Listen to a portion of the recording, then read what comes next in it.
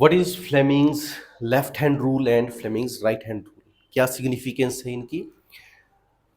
अभी जो जनरेटर और मोटर, जो application of electricity and magnetism के जो अप्लाइंसेस हैं, इसमें जो डिज़ाइन प्रिंसिपल है इनका, अगर मैं मोटर की बात करूं तो मोटर क्या करता है? इलेक्ट्रिकल एनर्जी को मैकेनिकल एनर्जी में कन्वर्ट करता है। तो इलेक्ट्रिकल एनर्जी को मैकेनिकल एनर्जी में कन्वर्ट करने के लिए क्या चाहिए हमें? हमें चाहिए कि अगर हम करंट की सप्लाई दे रहे हैं कंडक्टर में, जहाँ मोटर को अगर आपने देखा हो तो बाइंडिंग की होती है, वो एक उसका कंस्ट्रक्शन, वो उसका अलग स्टडी है। अभी हमने सिर्फ ये देखना है कि अगर किसी एक डायरेक्शन में हम करंट दे रहे हैं तो उसकी मैग्नेटिक फील्ड की डायरेक्शन क्या होगी, और उस मैग्नेटिक फील्ड की वजह से जो कंडक्टर होगा उसकी मोशन किस डायरेक्शन में होगी। तो ये है फ्लेमिंग्स लेफ्ट हैंड रूल, और इसी को हम इलेक्ट्रिक मोटर रूल भी बोलते हैं। तो इस तरह से अगर मैं जो करंट की डायरेक्शन है, वो जो हमारी मिडिल फिंगर है, इसको मैं करंट की डायरेक्शन कंसीडर करूं, तो मैग्नेटिक फील्ड की डायरेक्शन होगी हमारी इंडेक्स इंडेक्स फिंगर की डायरेक्शन में, और जो थंब है वो इंडिकेट करेगा direction of the motion of the conductor, direction of the force, जिसकी वजह से इलेक्ट्रिक मोटर की वर्किंग पॉसिबल होगी। इसी तरह से अगर हम बात करें जनरेटर की, तो जनरेटर के लिए फ्लेमिंग्स राइट हैंड रूल का यूज होता है, और फ्लेमिंग्स राइट हैंड रूल के अकॉर्डिंग क्या होता है कि अगर ये हमारा जनरेटर क्या करेगा, जनरेटर करेगा मैकेनिकल एनर्जी को इलेक्ट्रिक एनर्जी में कन्वर्ट।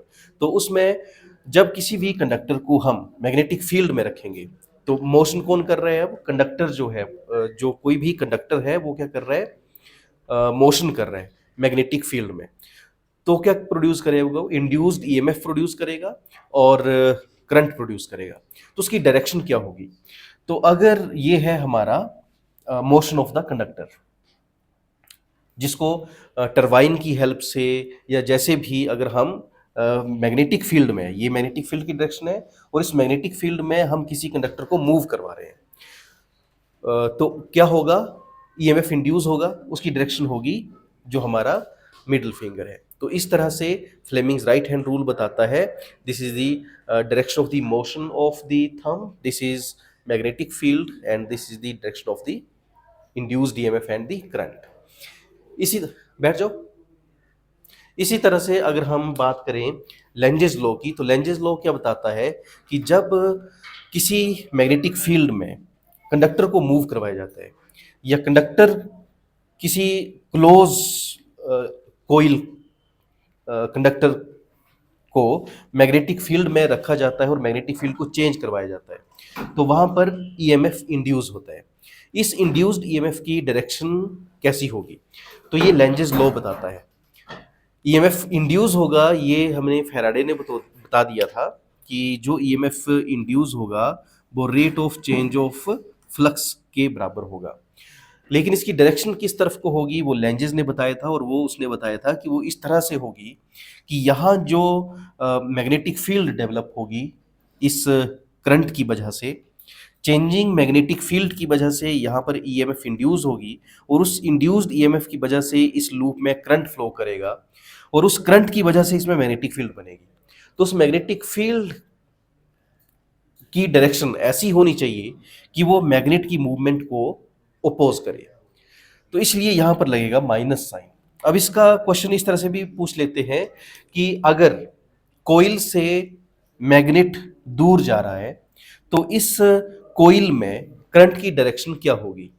तो हमें यहां ये ध्यान रखना है कि अगर करंट क्लॉकवाइज फ्लो करता है किसी कोइल में, तो क्लॉकवाइज करंट फ्लो करता है तो उसकी जो मैग्नेटिक फील्ड, उसका जो मैग्नेट पोल बनेगा, जो मैग्नेट मूव करवा रहे हैं हम, जिसकी वजह से इसमें ईएमएफ इंड्यूस हो रहा है, उस मैग्नेट को ओपोज करने के लिए, उसकी मूवमेंट को ओपोज करने के लिए, अगर ये नॉर्थ पोल है और ये इस लूप से, इस कोइल से अवे जा रहा है, दूर जा रहा है, तो ये क्या करेगा? ये इसको करंट की डायरेक्शन को ऐसे डेवलप करेगा कि वो इसको अट्रैक्ट करे, इसमें जो मैग्नेटिक फील्ड बने उसमें जो उसका पोल इस तरह से बने कि वो इस मैग्नेट को अपनी तरफ अट्रैक्ट करे।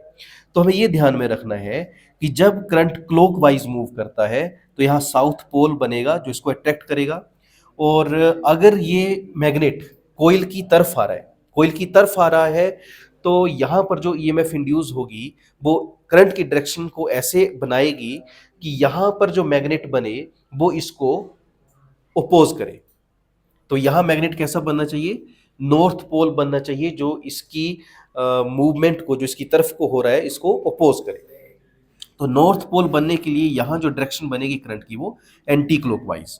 तो आपने यहाँ ध्यान रखना है कि clockwise direction of current produce south pole in coil, और इसका उल्टा यहां पर अगर काउंटर क्लॉकवाइज है डायरेक्शन, तो यहां जो मैग्नेट बनेगा वो नॉर्थ पोल होगा उसका।